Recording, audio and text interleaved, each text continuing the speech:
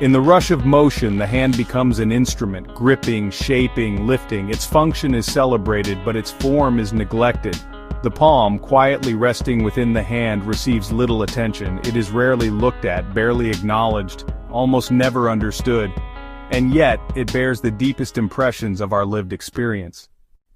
The lines on the palm are not just creases in skin, they are declarations of time.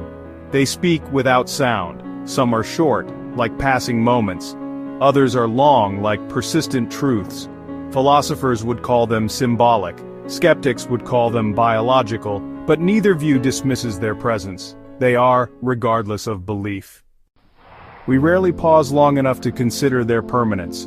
We do not question why they exist, or what they might reflect. In a world obsessed with external markers of success and failure, the palm sits quietly, offering internal symbolism. It's the map we forgot we were given at birth, not for navigation but for recognition, for returning to ourselves.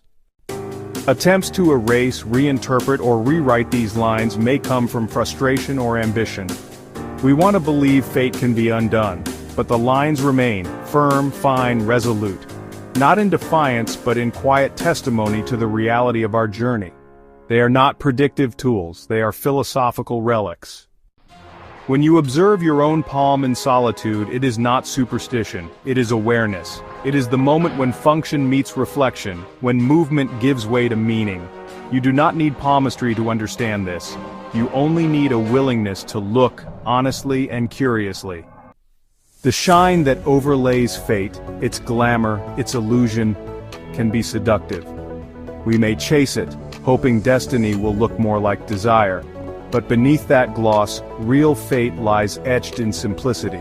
Not dramatic, not ornamental, just undeniable.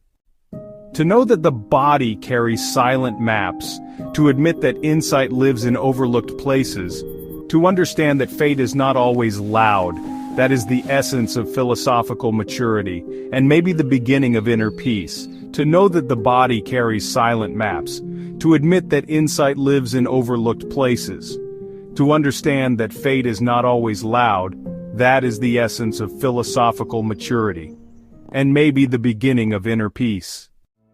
But peace itself is not always enduring. Sometimes fate overtakes upon the world of future, stripping hope of its rebellion.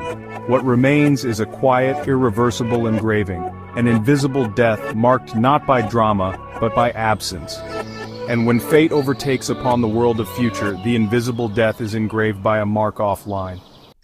In that moment, the palm ceases to be a symbol. It becomes a tomb, silent, sacred, and strangely